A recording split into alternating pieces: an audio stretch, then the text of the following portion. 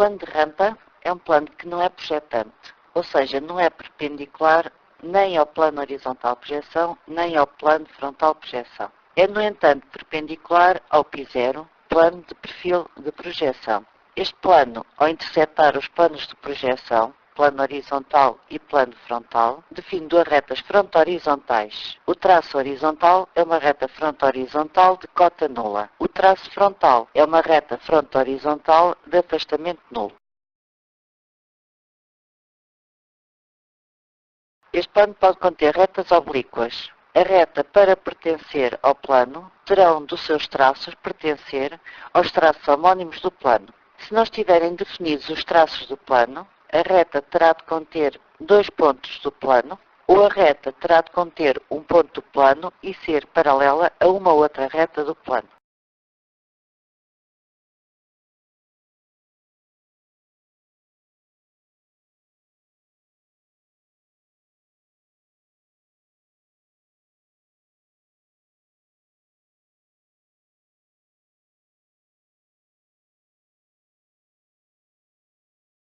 O plano de rampa, naturalmente, pode conter retas fronto-horizontais. As retas fronto-horizontais, para pertencerem ao plano, basta conterem um ponto do plano.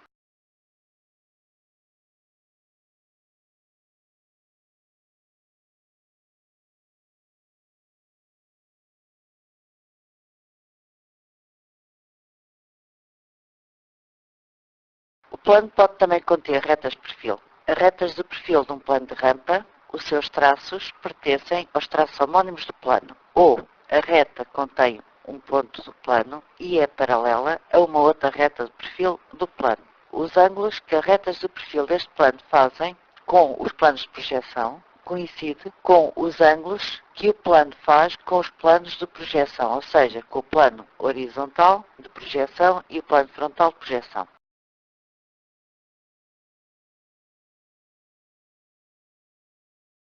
As retas do béton 3 do plano são fronto-horizontais. Para determinar estas retas, basta determinar um ponto do plano que pertença também ao béton 3, ou seja, basta determinar o ponto notável Q de uma reta do plano.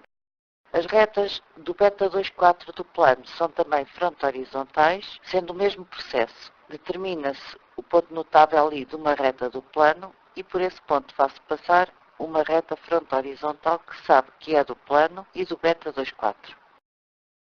Se o plano é definido por uma reta oblíqua ou por uma reta de perfil, é possível determinar os seus traços, determinando os traços de uma destas retas. No exemplo, temos a reta A. Se determinarmos os traços da reta A, pelos seus traços, faço passar os traços homónimos do plano, que são retas fronto-horizontais.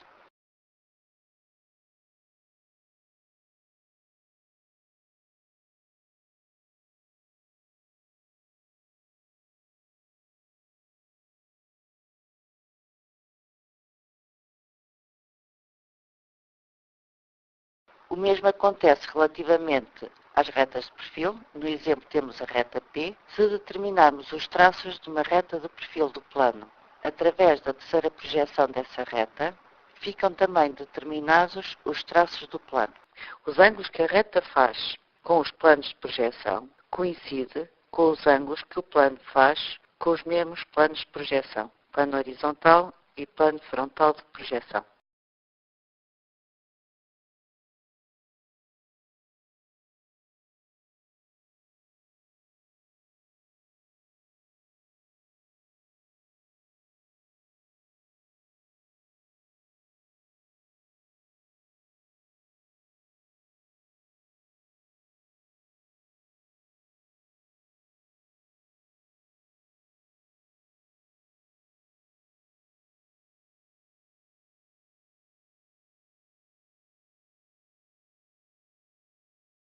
O plano alfa está definido por dois pontos, A e B. Sabendo que é um plano de rampa, sabemos que os seus traços são retas fronto-horizontais. Se definirmos uma reta através dos pontos A e B e determinarmos os traços dessa reta, ficam assim determinados os traços do plano de rampa.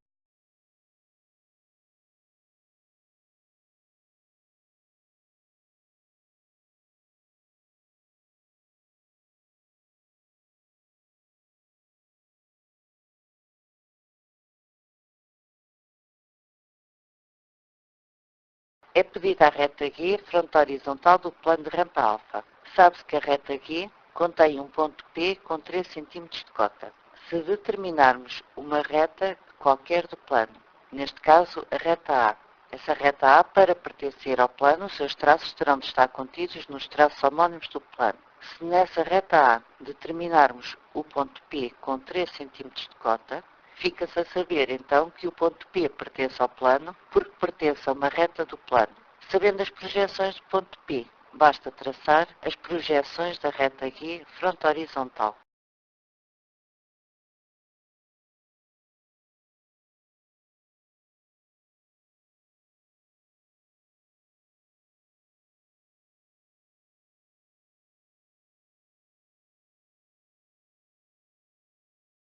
Neste exercício, o plano alfa está definido pelo seu traço frontal e por um ponto, o ponto P, que pertence também ao vétor 3. A reta G fronte horizontal contém esse ponto. Se fizermos passar pelo ponto P uma reta oblíqua, essa reta pertence ao plano se contiver dois pontos do plano. Neste caso, é o ponto P e o seu traço frontal. Ao determinarmos o traço horizontal da reta oblíqua A, fica-se a conhecer o traço horizontal do plano.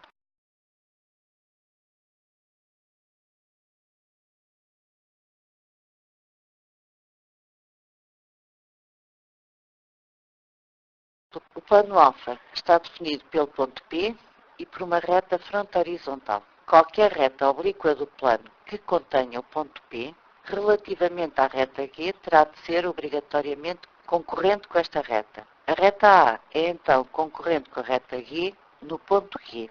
Determinam-se os traços da reta A e ficam definidos os traços do plano.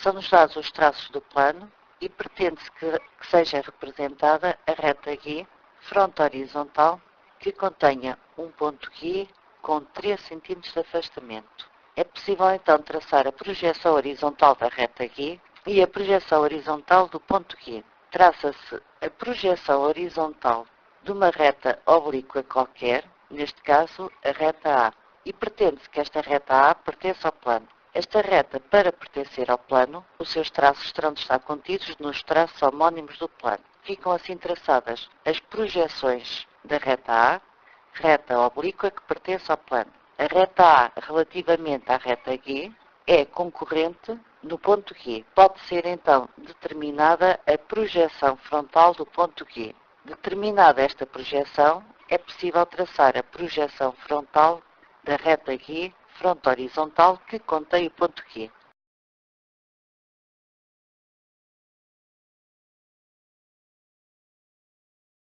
O plano está definido pelo seu traço horizontal e pelo ponto P. Pelo ponto P, pretende-se passar uma reta do plano, a reta A neste caso. Esta reta, para pertencer ao plano, os seus traços terão de estar contidos nos traços homónimos do plano. Ao determinar-se o traço horizontal da reta, ficam-se a conhecer dois pontos desta reta, o traço horizontal e o ponto P. É possível então traçar a projeção frontal desta reta, determinar o seu traço frontal e, posteriormente, determinar o traço frontal do plano.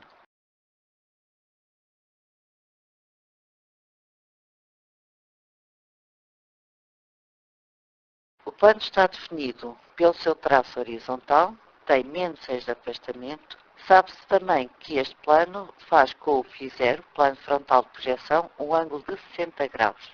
O plano, uma vez que intercepta o semiplano frontal inferior, significa que o seu traço frontal irá ter cota negativa. Sendo-nos dado o ângulo que o plano faz com o plano frontal de projeção, recorre-se a uma reta de perfil, que fará também o mesmo ângulo com o mesmo plano. A reta de perfil pertence ao plano porque os seus traços estão contidos nos traços do plano. Na terceira projeção, o ângulo que a reta faz com o eixo x corresponde ao ângulo que a reta faz com o plano horizontal de projeção. Em esquema apresenta-se o raciocínio aplicado para traçar a terceira projeção da reta P, de forma a que esta faça 60 graus com o YZ.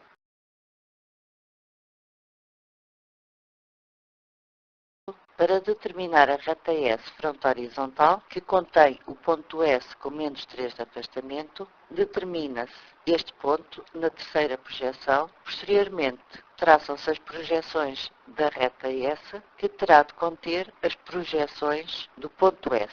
Sabendo a cota do ponto S tem menos 3 de afastamento, sabe-se que todos os pontos do plano que têm menos 3 de afastamento terão também todos a mesma cota. É, portanto, possível traçar a reta de perfil T, que contém o ponto T com menos 3 de afastamento e menos 4 de abscissa. Esta reta é necessário mais um ponto para além do ponto T para ficar definida a reta T, reta de perfil do plano.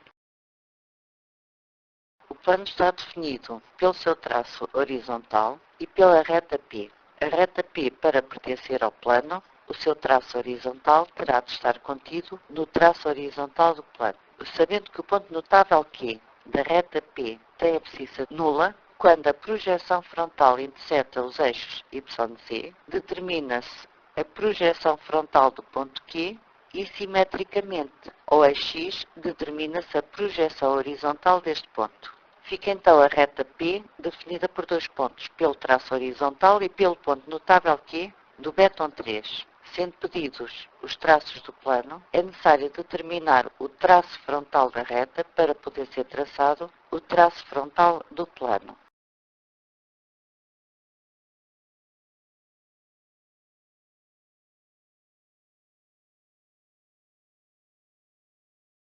As retas do betom 3 e do beta 24 são retas fronto-horizontais. Pertencem ao plano e aos planos bissetores.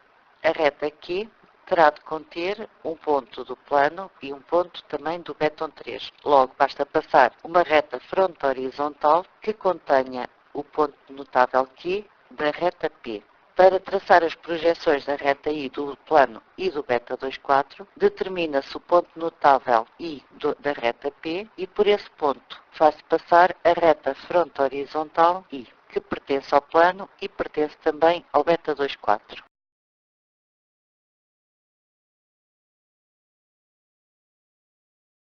Se o plano θ é perpendicular ao betom 3, significa que todas as retas de perfil do plano θ são perpendiculares às retas de perfil passante do betom 3. Considerou-se a reta T, a reta de perfil do plano θ, e a reta Q, a reta de perfil passante do betom 3. A reta T pertence ao plano θ, logo o seu traço horizontal pertence ao traço horizontal do plano θ. A perpendicularidade entre as duas retas T e Q será determinada na terceira projeção. A reta Q, por ser do betom 3, a terceira projeção desta reta faz 45 graus com os eixos YZ e com o eixo X. Ao determinar a terceira projeção da reta T, determina-se o traço frontal desta reta e, consequentemente, o traço frontal do plano θ. O plano P, ao ser paralelo ao beta 24, significa que todas as retas de perfil deste plano serão paralelas às retas de perfil passante do beta 24. Considerou-se a reta P, que contém o ponto P, e a reta I, a reta de perfil passante do beta 24. O paralelismo entre estas duas retas será determinado na terceira projeção. A reta I, por ser do beta 24, a sua terceira projeção faz 45 graus com os eixos YZ e com o eixo X. Ao determinar a terceira projeção da reta P, determinam-se também os seus traços, que estarão contidos nos traços do plano P.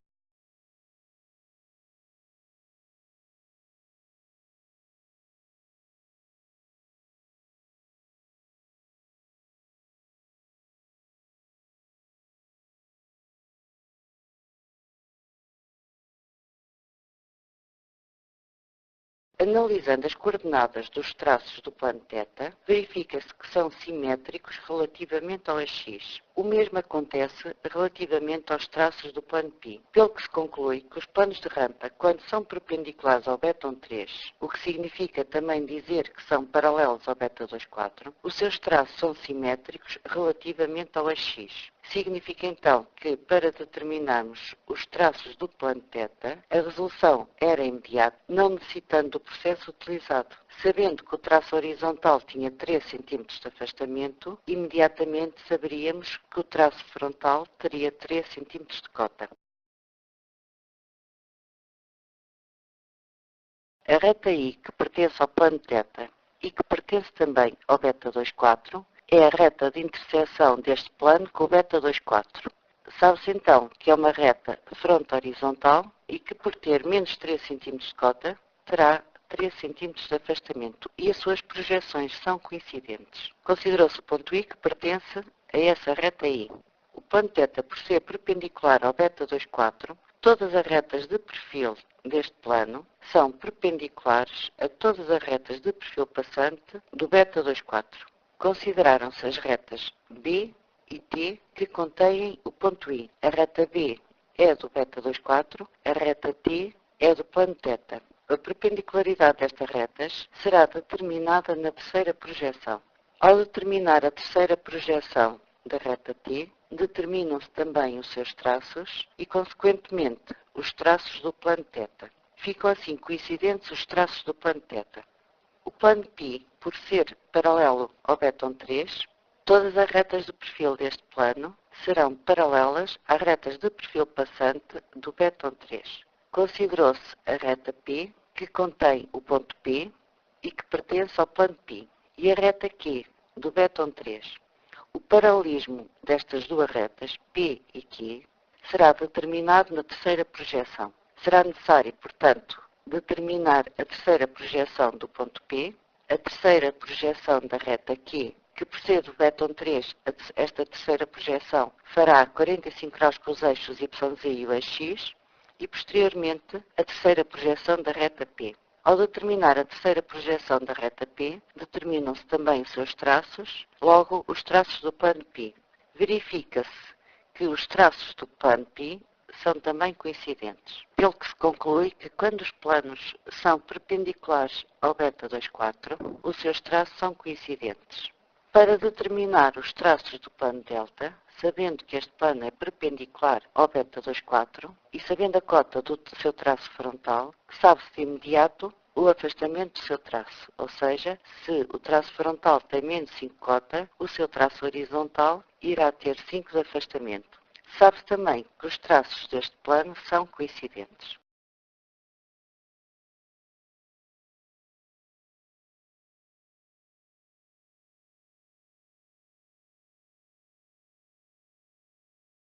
A reta M, pertencendo ao plano θ, o seu traço frontal pertence também ao traço frontal deste plano.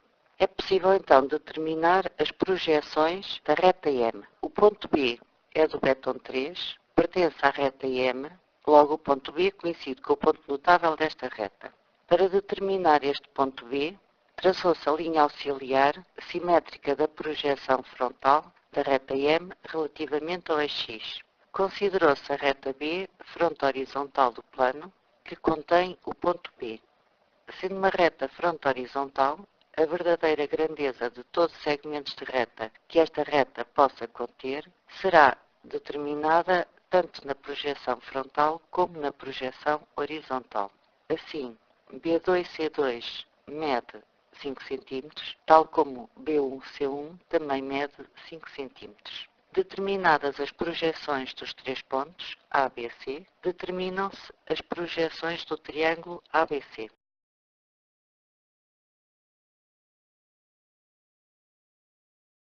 Sabendo que os dois vértices A e D são simétricos relativamente ao π0 e sabendo as coordenadas do ponto A, de imediato se sabe também as coordenadas do ponto D, onde a abscissa muda de sinal relativamente ao ponto A.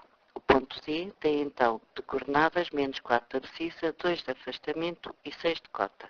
O lado AD do retângulo é fronto horizontal o que significa que os lados do retângulo serão fronto-horizontais e de perfil. Logo, o lado AB terá de ser de perfil e a medida de 5 cm deste lado terá de ser verificada na terceira projeção. O lado AB irá pertencer a uma reta P de perfil, que, tal como o plano, irá fazer 50 graus com o plano horizontal de projeção. Este ângulo também terá de ser verificado na terceira projeção. Sabendo que o lado BC terá de ser fronto horizontal, este vértice C é também simétrico de B relativamente ao π0. A reta P, por pertencer ao plano, os seus traços terão de estar contidos nos traços do plano. Determinando as projeções dos traços da reta P, determinam-se também os traços do plano.